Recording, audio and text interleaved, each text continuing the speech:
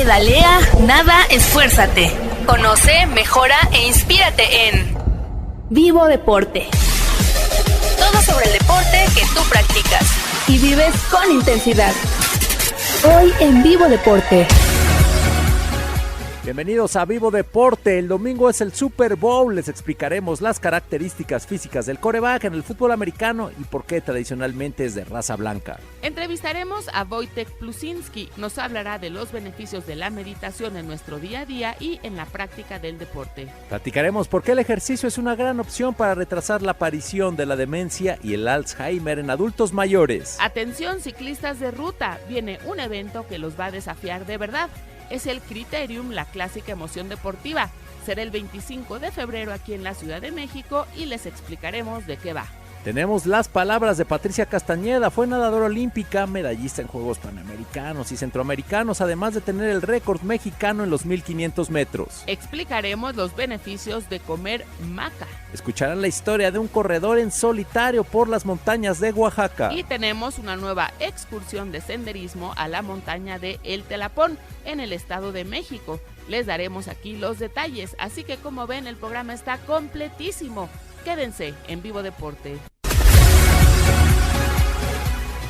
Bienvenidos a Vivo Deporte, los saluda como siempre, bien y de buena, Sol Sigal, acompañada del talentosísimo Rodrigo Latorre. ¿Cómo estás, Rodrigo? Muy buenos días. ¿Cómo estás, mi solecito? Me da mucho gusto compartir micrófonos contigo. Y vamos a darle que el programa está súper interesante y hay mucho contenido, mi querida Sol. Sí, hay muchísima información. Amigos, recuerden escribirnos en redes sociales. Estamos en Facebook, en Instagram y en Twitter como Vivo Deporte 730 para sugerir temas, enviar mensajes o compartir algún comentario.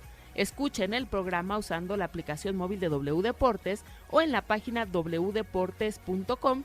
Y para los que hacen ejercicio desde tempranito, tienen que saber que el programa ya lo tienen disponible en nuestro canal de Spotify. Búsquenlo como Vivo Deporte. También pueden escucharnos en radio tradicional por el 730 de AM en la Ciudad de México y 1010 AM de Guadalajara. Y los invitamos a que visiten nuestra página web vivodeporte.com.mx. ¿Te interesa?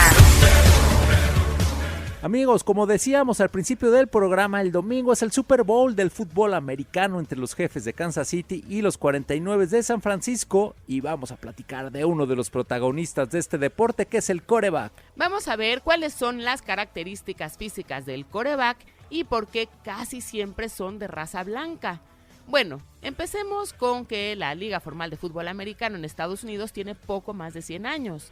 En los años 20 se creó la Asociación Americana de Fútbol Profesional, que agrupó a las ligas regionales y en su mayoría era jugado por blancos, dados los temas de desigualdad de oportunidad hacia la gente de raza negra. En toda la liga había unos 9 jugadores de color y el resto eran blancos. En los años 30, la liga prohibió la participación de jugadores afroamericanos y hasta 1946, después de la Guerra Mundial, Kenny Washington tuvo el primer contrato de la NFL con los Rams. Desde los años 40, cuando participaron los jugadores de raza negra en la liga, se utilizaban en posiciones como linebacker, receptor o corredor, donde podrían explotar sus habilidades físicas de potencia y velocidad que los blancos no tenían. En resumen, era aprovechar el potencial físico del jugador de raza negra en posiciones que un jugador de raza blanca jamás podría igualar. Un jugador de color puede mantener una velocidad de 32 kilómetros por hora a lo largo de 40 yardas, que son más o menos 36.5 metros, algo difícil de lograr. Por la costumbre de años y por la diferencia física, la posición de quarterback, que es más de precisión y menos corporal,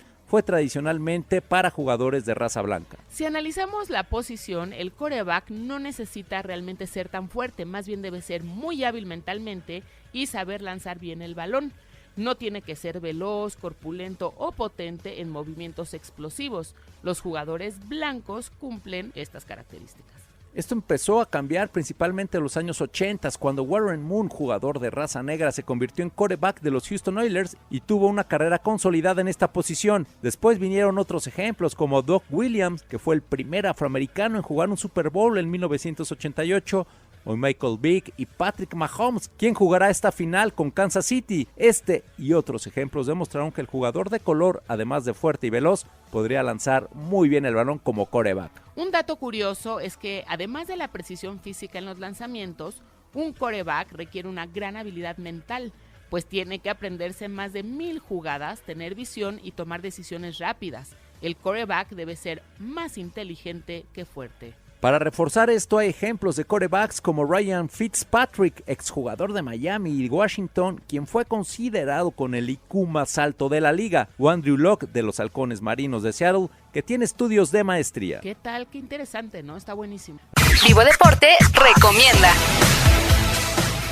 Amigos, tenemos la primera fecha para la excursión de senderismo de Vivo Deporte a la montaña del Telapón en el Estado de México.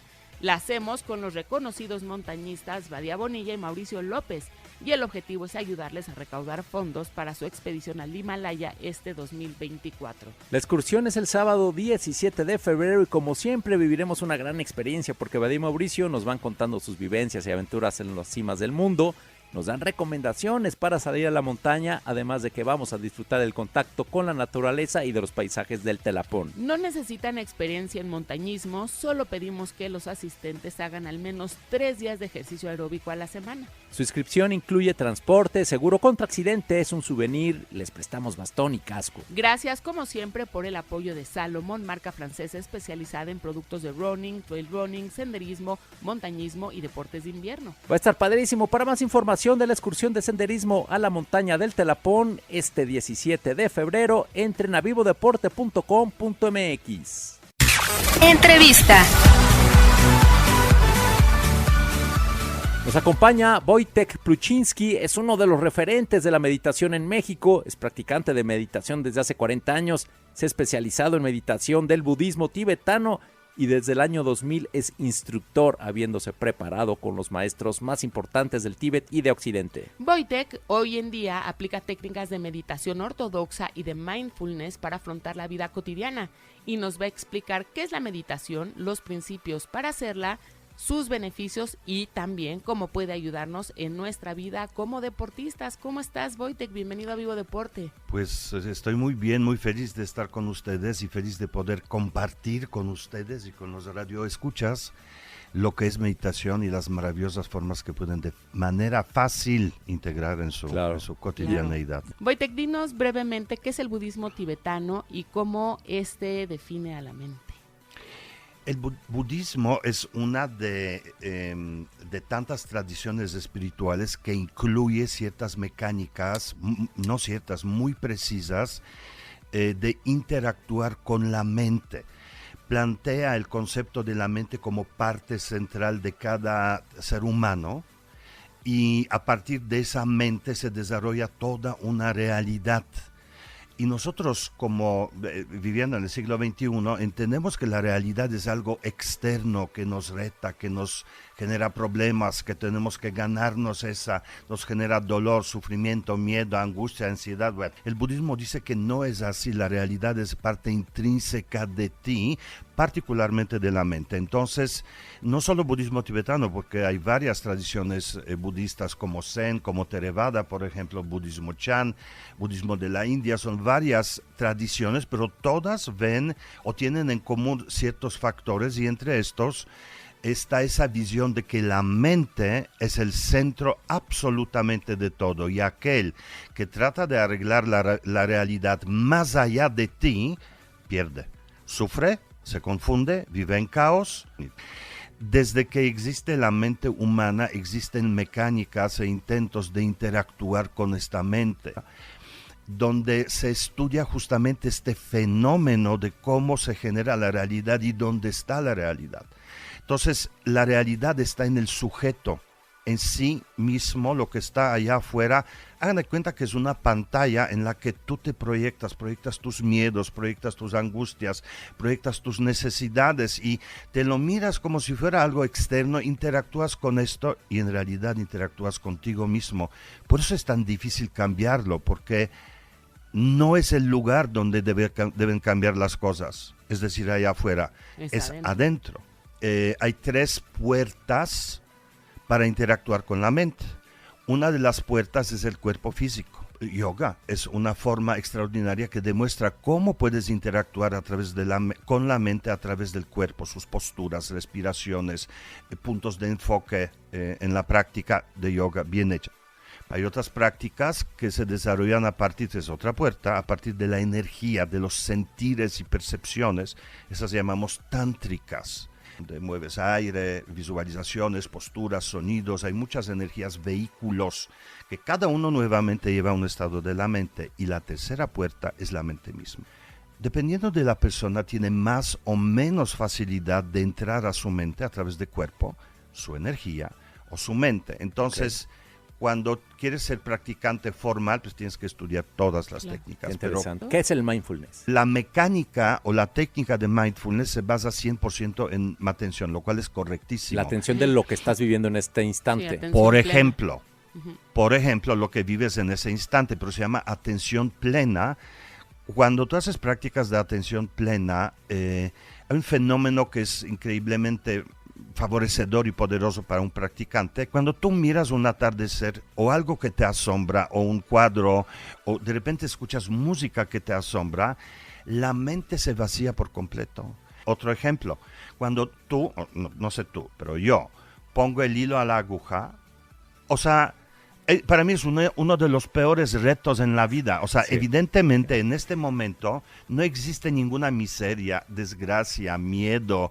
No hay nada de lo malo de mi vida porque solamente hay fenómeno de la aguja y ese es el poder de la atención. Okay. Fíjate, se desvanece toda tu realidad. Basa en eso. Entonces, mindfulness hoy en día generar una postura de atención para llegar al gozo. Comienza a tomar formas más amigables, porque se habla de mindful walking, de mindful eating, de muchas experiencias de la atención, pero ya no es plena, sino es enfocada y que benefician enormemente a las personas, porque a nivel fisiológico hace cambios extraordinarios y es una de las técnicas de meditación.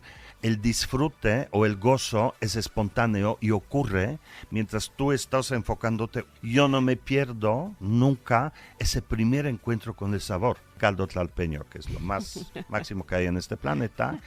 Entonces, ese primer encuentro, hay una expectativa que se cumpla, hay un acto de plenitud. Oye, la vida nos sirve carencias todo el día. Que tú tengas capacidad de conectar gozo y plenitud con tu primer cucharada de caldo tlalpeño. La tercera.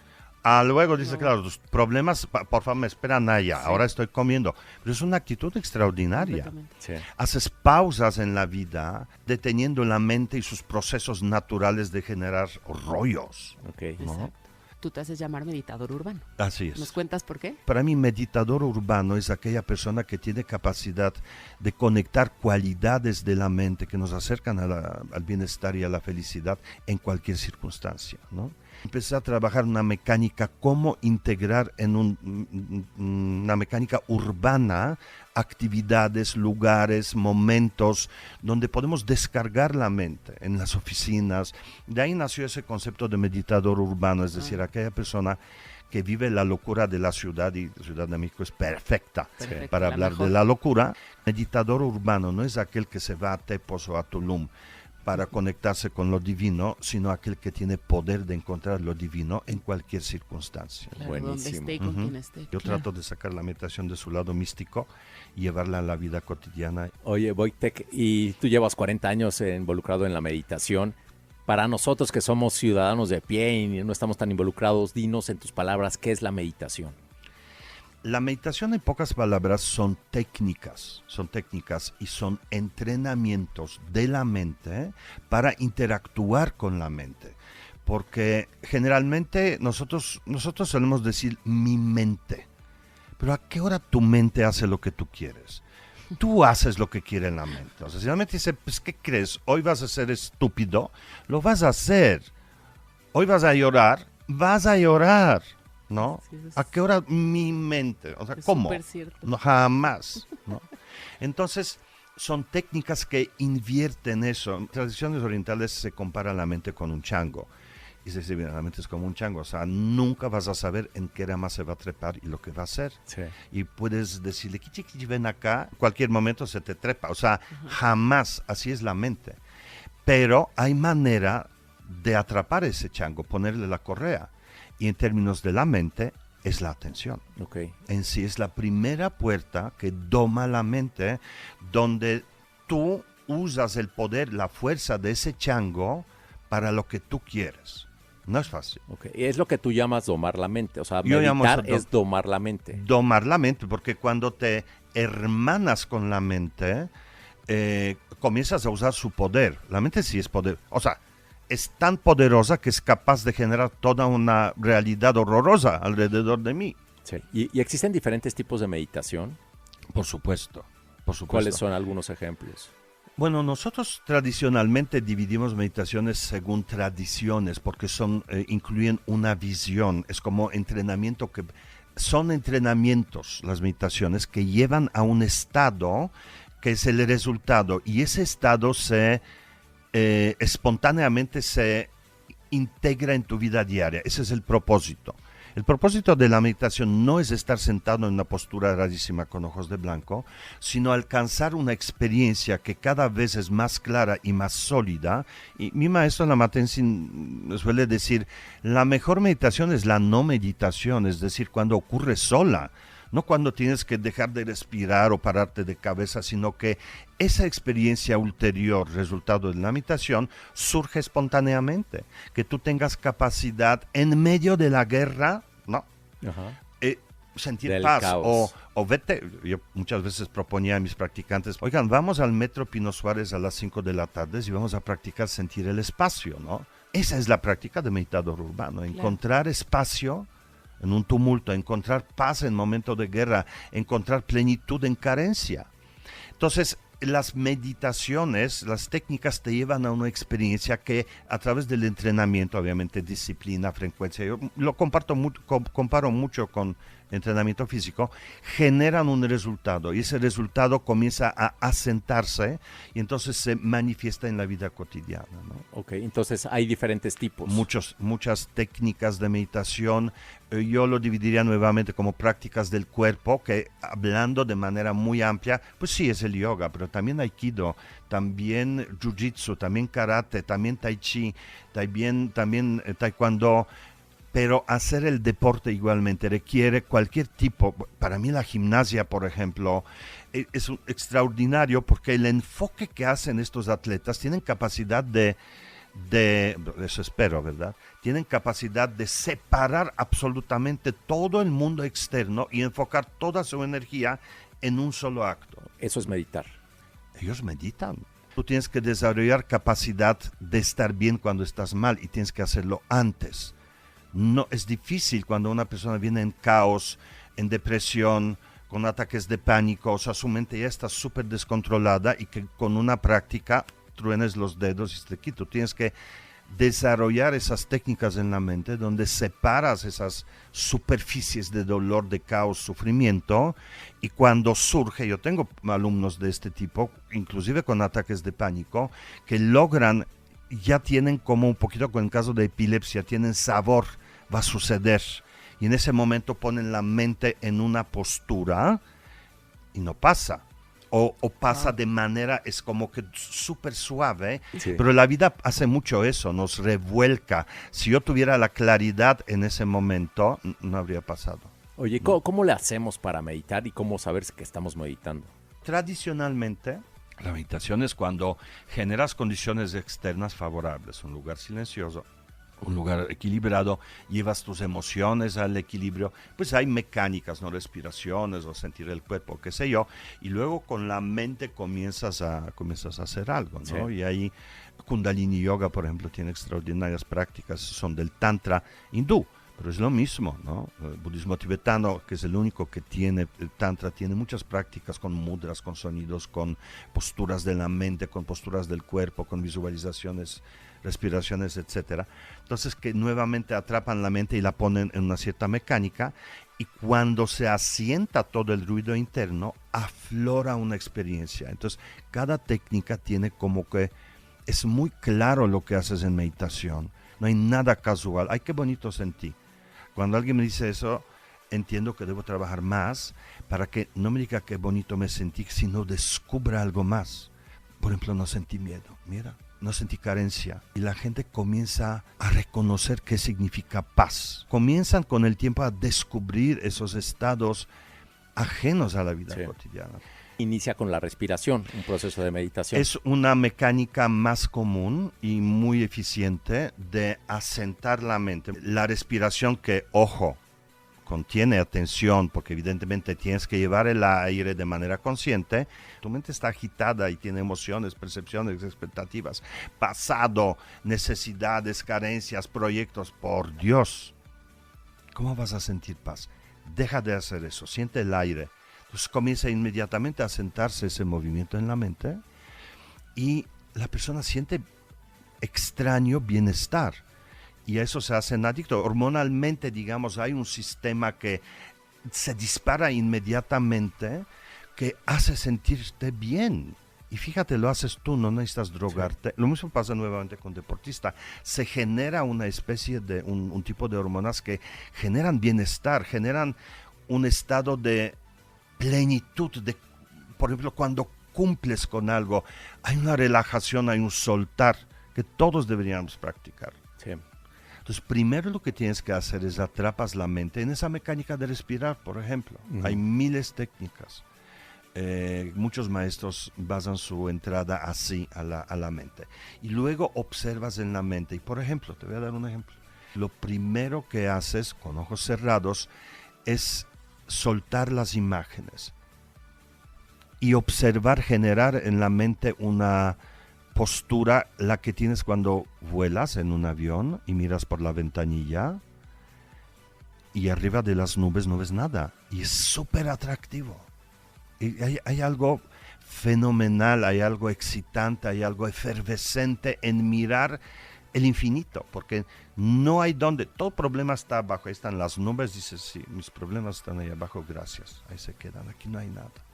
Entonces en tu mente generas este mirar que a su vez genera un sentir. Si yo te dijera, hay una en Dzogchen justamente, en esa técnica o esas enseñanzas que hablan de cómo se construye la realidad, te dijera que los ojos están hechos para nosotros, claro, de células y de átomos, de lo que quieras, pero los ojos de cada uno de nosotros están hechos de imágenes que han visto en su vida, están pegadas adentro. Una persona que ha visto mayormente en su vida violencia, situaciones de miedo, estos ojos están hechos de esta manera y esos son los ojos que ven la película y la proyectan. Lo que sea que surge adentro, algo bonito, los ojos verán como amenaza de que no ocurra. Ajá. ¿Sí? Entonces, por eso es la primera parte que desmontamos, lo que ves y que tu mirada interna repose en el vacío. Y luego lo mismo los oídos, están hechos por dentro de cada palabra que has escuchado en tu vida. Si toda tu vida alguien te decía te amo, qué bendición. Pero si te decían no, o no te lo mereces, o qué sé yo, de eso están hechos tus oídos. Entonces sueltas los sonidos y escuchas el silencio. A mí me gusta decir silencio de una casa abandonada en un pueblo abandonado.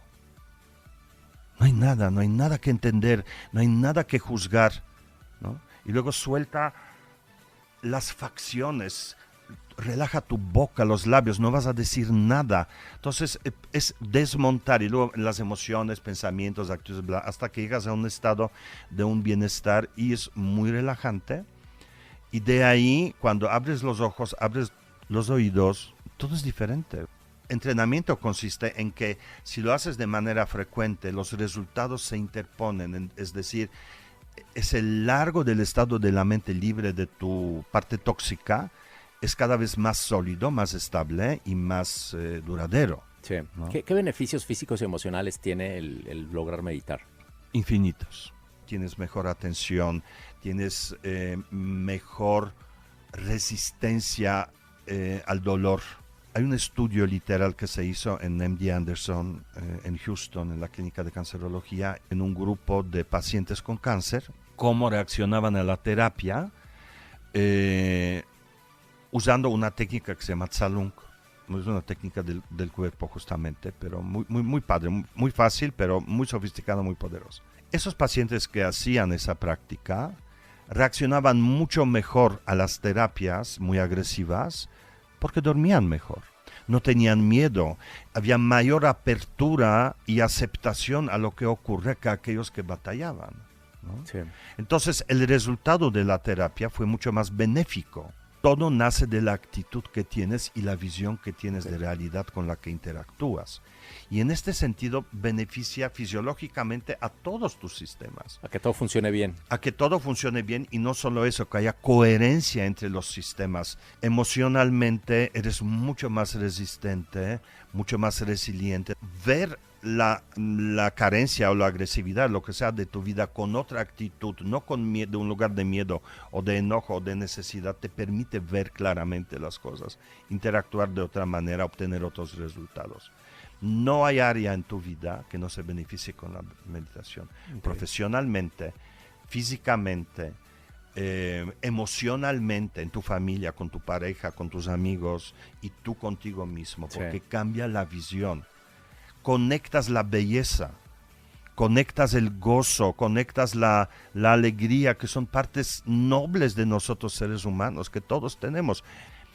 Estamos acostumbrados a estar mal. Sofisticamos cada vez más nuestra tristeza o enojo o rencor. Entonces hay más mecánicas, eso también es mecánica del meditador urbano, de alcanzar esos estados que son gozosos, que nos alejan de lo difícil y complejo doloroso de nuestra vida, y más potencial tienes de estar bien, que tu cuerpo funcione mejor, que tus enfermedades se desarrollen de manera más amistosa contigo, que tu futuro, o sea, todo. Sí, tener menos esos brincos emocionales. Y además los científicos dicen que para tener una mejor calidad de vida, los elementos fundamentales de hoy en día son la alimentación, el ejercicio, el sueño y meditar. Los científicos y los médicos. Totalmente de acuerdo. Y ahora entendamos meditar, que quiere decir interactuar con tu mente de manera positiva. Claro. Y en el tema de los deportistas, ¿qué importancia o qué relevancia podría tener meditar para ellos? Yo creo que fundamental. Desde hace muchos años en muchos ámbitos de deportes se ha incluido prácticas de meditación. Nuevamente se ha reducido esto, yo lo he visto, más hacia la atención, lo cual me parece correcto, ¿no? Porque tú estás orientado hacia un resultado y tienes que enfocarte y tienes que tener la capacidad de hacerlo, ¿no? El deportista hoy lo que está buscando principalmente es su capacidad de concentrarte. Es decir, dejar atrás la mente que se mueve, que empuja la mente. ¿De qué está hecha la mente? ¿De tu pasado? ¿No? ¿De tu expectativa a futuro? Gracias, los dos del cócol, fatal, ¿no? Emociones, pensamientos. Entonces el deportista lo que hace, a través de enfoque y concentración, separa esas aguas. Para eso sirven técnicas. Entonces, ya sea a través de la respiración, pero cuando tú te entrenas en la mente, lo haces en un instante, ya no necesitas sentarte para hacer eso, sino simplemente haces un enfoque con una precisión de un bisturí. Y ahí está tu atención. Pero independientemente de eso, también el deportista tiene que desarrollar confianza, tiene que saber litigar justamente con sus miedos, tiene que litigar con el dolor. Evidentemente, con una mente relajada, cualquier lesión, cuando no hay miedo, sana, cualquier médico lo va a decir, sana de manera diferente, ¿no? Okay. Cualquier deportista, para poder aprovechar 100% de su capacitación de enfoque y de concentración, lo tiene que practicar antes. Claro. Entonces lo construyes igual como un entrenamiento. O sea, durante tus entrenamientos del deporte, mientras nadamos, mientras corremos, se puede dar ese estado de meditación. Maravilloso. Sí, que corriendo y nadando y haciendo otros ejercicios pasa. La mecánica de coordinación y de fuerza y de la meta hace que tu mente está 100% enfocada en eso. Pues es de la gimnasia, ¿no? Va a brincar en una barra. Es una extraordinaria meditación. Sí. Concentrado. Sí. El ritmo te ayuda a sostener la atención. En el ritmo hay una respiración, o sea, hay muchas cosas donde cómodamente puedes estar, pero yo siento que ejercicio en sí, la precisión es un máximo acto de enfoque. Es cuando surgen mejores ideas. En la nada. Creo que es un tema infinito. La verdad, no, prométenos que vas a regresar. No, encantadísimo. ¿Sí? Me encanta hablar de eso porque siento que es una visión la que busca es la visión pues cotidiana. Yo trato de sacar la meditación de su lado místico y llevarla a la vida cotidiana, y gracias a ustedes tengo la oportunidad de compartir Qué eso. maravilla. ¿Dónde podemos localizarte, contactarte, pedir datos por si das algún Yo curso? creo que sí, bueno, yo creo que a través de las redes es lo más fácil. Medita con Wojtek, W-O-J-T de Tomás, E-K de kilo. Luego tengo podcasts en Spotify que se llaman Meditador Urbano. Y luego tengo mi portal que se llama Medita con Wojtek. Súper apasionante. Sí. Muchísimas gracias por estar en Vivo Deporte. Gracias. Y eres parte de los amigos de Vivo Deporte. Esta es tu casa. Es un placer. Muchas gracias. Gracias, Wojtek. Vivo Deporte. Sportium, tu club deportivo. Más metas, menos límites, presenta.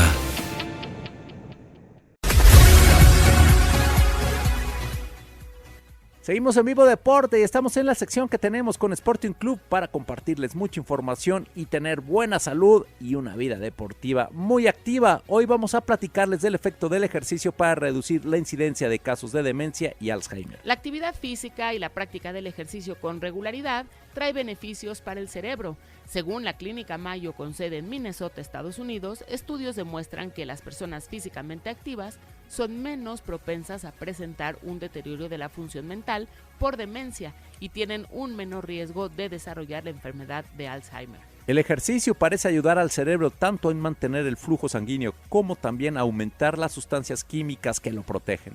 La actividad física regular reduce las desconexiones entre las neuronas que se presentan con la edad, indispensable para que se mantenga el flujo eléctrico para el cerebro. Por otro lado, el ejercicio aeróbico ayuda a mantener un tamaño adecuado del hipocampo, que junto con el hipotálamo y la amígdala son las estructuras cerebrales relacionadas con la memoria, los recuerdos y la ubicación espacial. Otros estudios realizados en personas entre 70 y 80 años de edad documentan que el ejercicio disminuye la pérdida del volumen de materia gris cerebral asociada a la edad.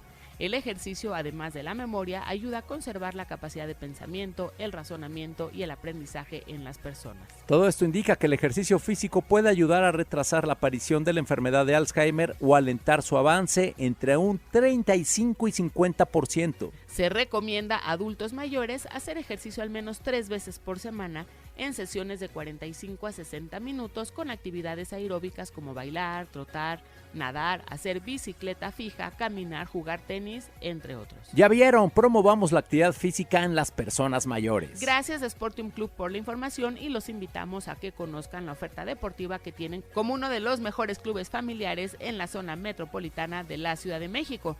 Son ya 10 sucursales y muy pronto se abrirá el nuevo club de Sportium en la plaza comercial de CETRAM en Martín Carrera. Conozcan más y aprovechen la preventa de este nuevo club. Entren a sportium.com.mx. Estuvimos con Patricia Castañeda, ella es nadadora especializada en 400, 800 y 1500 metros que participó en Juegos Olímpicos de Londres 2012. Además, fue medallista en Juegos Panamericanos, Centroamericanos y tiene el récord mexicano en los 1500 metros. Patricia nos platicó cómo inició en la natación, sus principales logros, la experiencia vivida en los Juegos Olímpicos y lo que representó en dedicación y entrenamiento para lograr esto. Vamos a escucharla. Estamos con Pati Castañeda, una destacada nadadora mexicana que ha participado en Juegos Olímpicos. ¿Cómo estás, Pati? Muchas gracias por este tiempo a Vivo Deporte. Muy bien, muchas gracias por la invitación y estoy muy contenta de estar aquí. Oye, platícanos, ¿desde cuándo empezaste tú a nadar? Yo empecé a nadar a los 4 años, me metieron a clases de mis papás y pues ya de ahí me quedé toda la vida nadando. Y como nadadora de alberca, ¿cuál fue tu especialidad principalmente? ¿Qué distancia o qué prueba manejabas? Yo me especialicé en las pruebas de fondo, 400 y 800 y ya al final de mi trayectoria también en 1500 me empecé a competir más. ¿Cuáles fueron tus logros principales durante tu carrera como nadadora? Pues tuve la oportunidad de participar en 3 Juegos Centroamericanos, en el 2006 y en el 2010, siendo medallista en ambos eventos. También fui a Juegos Panamericanos en el 2007, fui doble medallista de plata en Juegos Panamericanos. ¿En qué prueba? En 400 y 800 justamente. Esas medallas son históricas para la natación en México. ¿Por qué? Porque ningún otro nadador ha ganado medallas de plata en toda la historia de la natación, más que yo hasta el momento. Tengo el récord absoluto mexicano, que es 16.26 en esta prueba. En los 1500. En los 1500, ajá. Y también fui a Juegos Olímpicos en Londres en el 2012. Oye, Pati, ¿cómo lograste tu calificación a los Juegos Olímpicos de Londres? ¿Es complicado? ¿Qué se necesitó? ¿Cómo lo lograste? Pues la verdad es que fue un sueño de toda la vida. Yo tenía 10 años cuando vi los Juegos Olímpicos de Sydney en el 2000 y fue cuando yo dije, bueno, quiero ir a unas Olimpiadas, pero tuve que trabajar 12 años para conseguir ese sueño. Para llegar a Juegos Olímpicos como tal, tuve que estar en las mejores del mundo porque tenías que dar la marca A o B para que te aceptaran. ¿Qué edad tenías en Londres? 22 años. Y una experiencia increíble, me imagino. Sí, la verdad es que sí, la disfruté muchísimo porque, como te digo, fue el trabajo y el sueño de toda una vida y la verdad es que estar ahí ya fue increíble para mí. Ya es estar entre los mejores y poder ver gente como ya mencioné, Michael Phelps, Katy Ledecky, Katinka Hoshue y todos esos, eso es increíble, ¿no? Que ya los ves ahí. ¿Qué se necesita en cuanto a dedicación, disciplina, esfuerzo físico para poder ser un nadador de alto rendimiento y poder calificar a Juegos Olímpicos?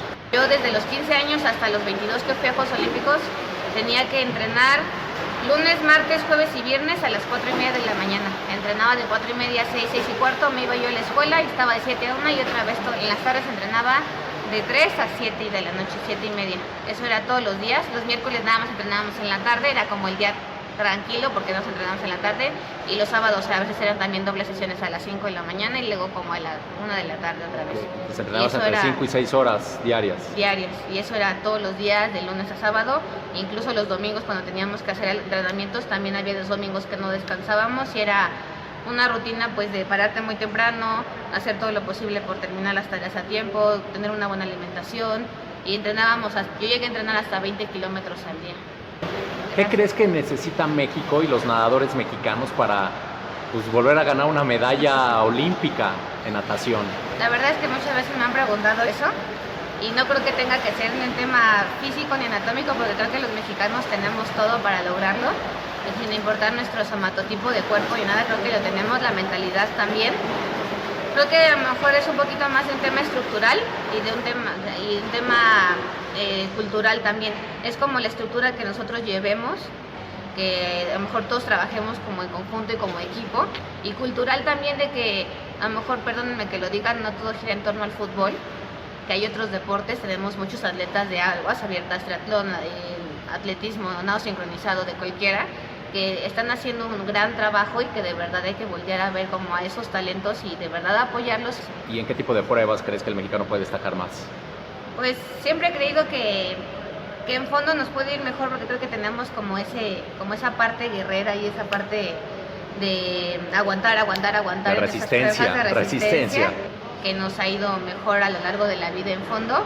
Digo, tenemos el ejemplo también de atletas, de nadadores que han hecho aguas abiertas, cruces increíbles, y México tiene como mucha trayectoria en esa parte. Perfecto, pues muchas gracias, Pati Castañeda, una de las mejores nadadoras mexicanas de los últimos años. Gracias.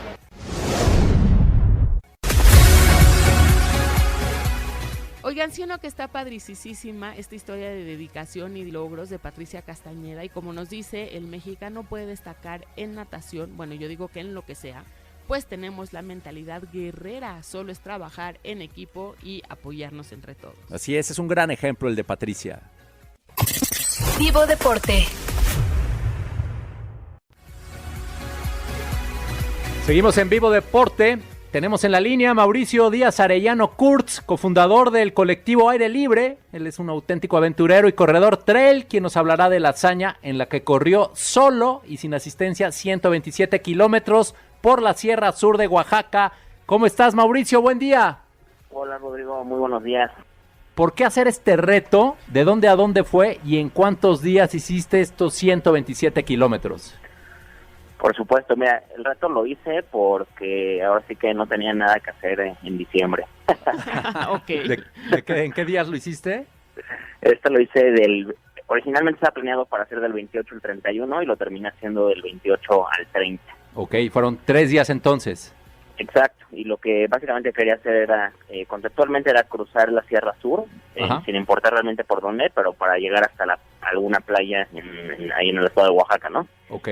Y ya me asesoré y encontré, y investigué, derivé una ruta y al final pues esta ruta más o menos era de 125 kilómetros y terminó siendo de 127, ¿no? 127 dividida en 3 días. En 3 días, exacto. Bueno, al final reto... pues sucedió así, ¿no? Porque el plan original es que fuera de 4, pero ya en la ejecución pues me fui sintiendo muy bien y junté dos días. Ok, ibas ibas solo y con autosuficiencia, ¿no? Exacto, y esta es la primera aventura que hago de esta manera, ¿no?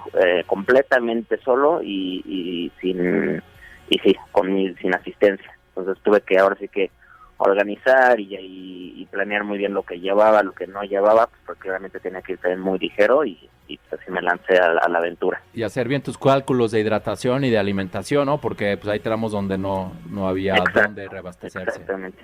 Mauricio, te saluda Sol. Cuéntame un poco, porque en mi mente me cuesta trabajo. ¿A qué hora arrancabas? ¿Cuánto debías correr al día en distancias, las horas? Un poco más cómo fue la experiencia. Claro, Sol, ¿cómo estás? Bien, gracias. Pues mira, lo que yo procuré era correr sobre todo siempre en las mañanas, porque en cuanto empieza a salir el sol, se pone cada vez más difícil la corrida, ¿no? Entonces, digamos, el primer día comencé a las 8 de la mañana, porque básicamente lo que hice, tomé un camión de la ciudad de Oaxaca al poblado donde inicié, que se llama Miahuatlán de Porfirio Díaz, y eso me tomó es un colectivo que dura como 2 horas, ¿no? Okay. Entonces, salí a las 6 de la mañana, llegué a las 8, y en cuanto llegué a las 8, así tal cual desde la pequeña central de autobús ahí de este pueblo, me bajé y empecé a correr. ¿Qué tal? Y ese primer día justamente corrí unos 30 kilómetros hasta un pueblito que se llama San Pablo Coatlán, y más o menos estuve llegando ahí como por ahí de las 12 del día más o menos. Okay. Y ahí concluí ese día, ¿no? Y me hospedé en casa de una señora que me dio asilo, ¿no? Okay. En los siguientes días sí empecé a correr más temprano, ¿no? El siguiente día lo empecé a las 7 de la mañana, en donde corrí casi un maratón, fueron 41 kilómetros, de ahí de San Pablo a otro pueblo que se llama San Baltasar Losicha, y ya el último día, dado que quise acortar y juntar los últimos días, decidí empezar todavía más temprano, a las 5 de la mañana, y acabé igual como a las 12 del día, y ahí iba entre 56 kilómetros y hasta Cicatela. Ok. La famosa playa de Cicatela de surfistas. Exacto. No te voy a preguntar qué hiciste el resto del día cuando llegaste a Cicatela, porque sí me lo imagino, pero ¿y los otros días que estabas en los pueblitos?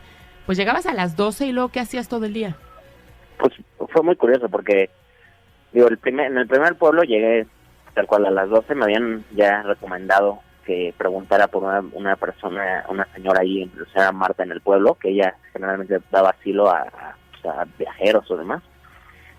Y sí, pregunté por ella si existía, y me dio ahora que me abrió las puertas de su casa. Dormí en el suelo afuera de su casa, como en un creo que es un petate, y con cobijas.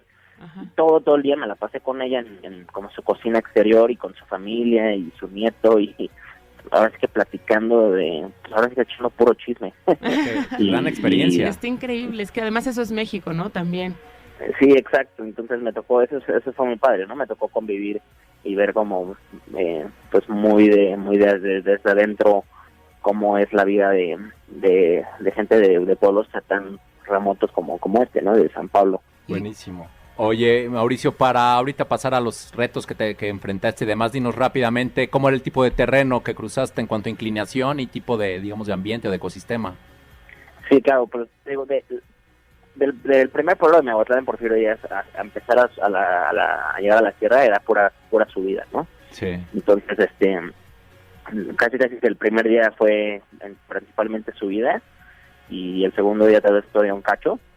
Pero una vez que ya estuve en la sierra, pues realmente ya el terreno era más nivelado, ¿no? Bueno, por decirlo así, ¿no? Finalmente es montaña, entonces sí hay siempre subidas y bajadas, pero pues no predominaba ni una ni otra, ¿no? Sino había de los dos. Mixto. Y el último día sí me tocó una muy muy buena bajada, que es cuando ya llegué ahora sí que como al fin de la Sierra Sur, y de ahí empiezas a bajar, una bajada bastante como prolongada, y ya llegas a nivel del mar, y pues de ahí básicamente ya corrí como todo a lo largo de un río, como 20 kilómetros hasta llegar hasta la playa, ¿no? Ok, y es hay una mezcla de bosque y selva, me imagino. Exacto, y me tocó, dependiendo de la altura, ¿no? En las partes más altas de la sierra, pues me tocaban unos bosques bien padres, súper tupidos y lleno de robles, y después en otras partes, ya cuando me acercaba más a la playa, cambiaba a ser más selvático, y ya una vez que bajaba hacia la playa, pues era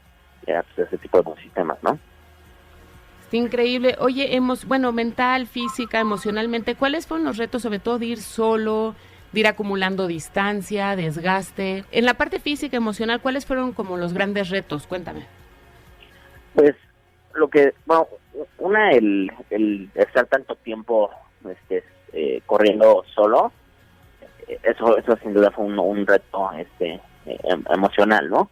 En donde pues, también me dio al mismo tiempo mucho aprendizaje, ¿no? Porque, como lo pongo, ¿no?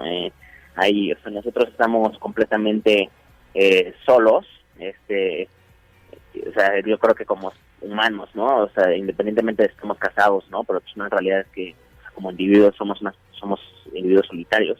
Claro. Y para aceptar esta como realidad, pues tenemos que estar expuestos a eso, ¿no? Entonces, pues estar tanto tiempo yo corriendo así, me dio mucho tiempo de reflexionar sobre eso y sobre aprender a escucharme y a entenderme y a quererme, pues, para estar bien con esa realidad, ¿no? Así es. Pues no debe estar tan sencillo, se dice fácil, pero luego estar uno solo con uno está bien complicado. Y físicamente también debe ser muy duro estar corriendo, estás casi un maratón diario. Sí, exacto. También una cuestión, otro aprendizaje importante ahí fue también nosotros que, yo vivo en la Ciudad de México, ¿no? Entonces yo creo que en todas las ciudades, o también yo creo que en muchos otros lados, la gente vive muy, muy acelerada, ¿no? Un ritmo de vida muy rápido, en donde generalmente esperamos que las cosas sucedan inmediato, ¿no? No sé, estamos pensando en que queremos lograr tal cosa en el trabajo y que va a suceder de un día para el otro, pero en realidad pues, las cosas siempre tardan en suceder, ¿no? Las cosas hay que cosecharlas, hay que dejar que crezcan y eventualmente sí suceden, pero generalmente las cosas tardan más. Creo que nosotros, la gente de la ciudad, como que no aprende esto y por eso hay tanta frustración.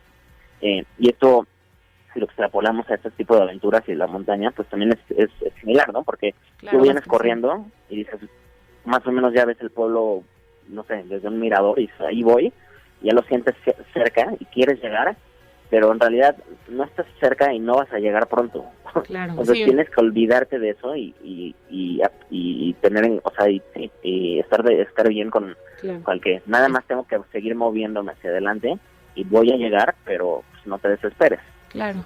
Oye, Mau, nos quedan 10 segunditos, pero sabemos que hay un reportaje por ahí que hicieron de toda esta expedición y toda esta aventura, exacto. ¿no?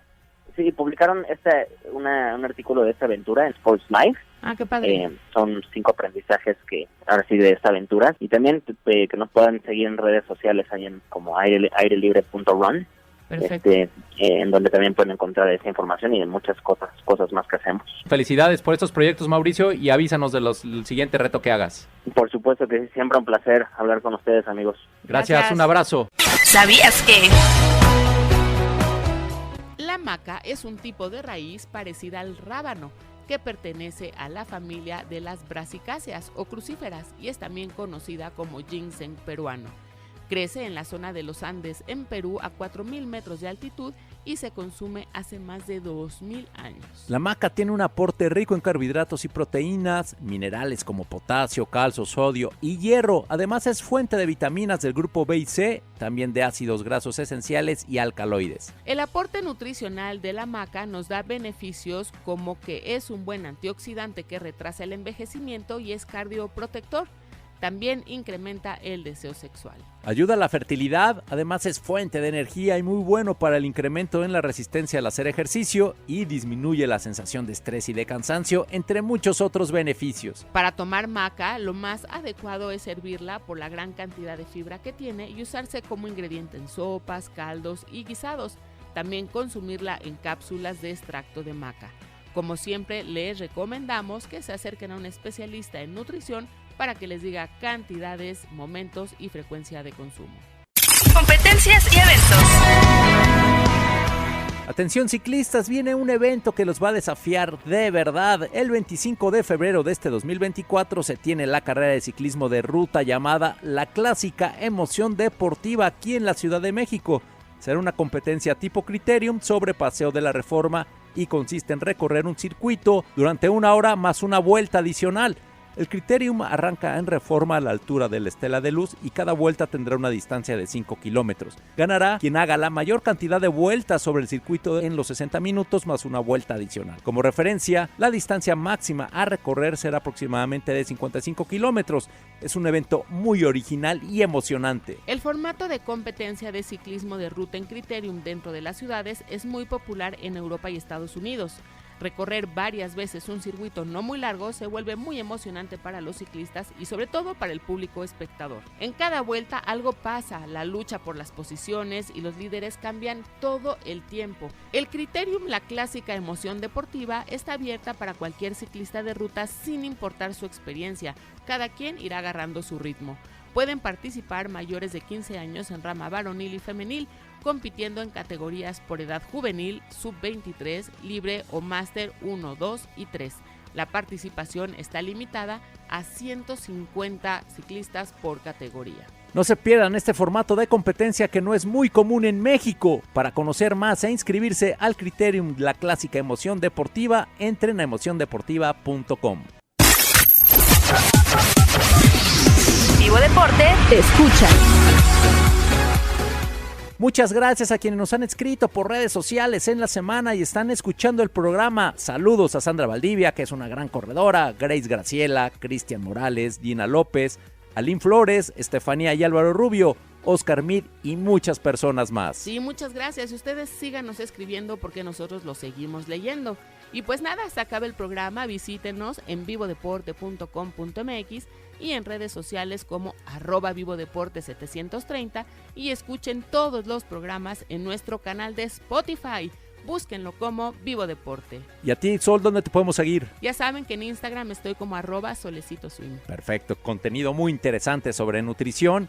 Y bueno, pues se acaba el programa, Sol. Mil gracias, que tengas muy bonito día. Mil gracias a ti, Rodrigo. Gracias. Bye bye. Corre, pedalea, nada, esfuérzate. Conoce, mejora e inspírate en Vivo Deporte. Todo sobre el deporte que tú practicas y vives con intensidad.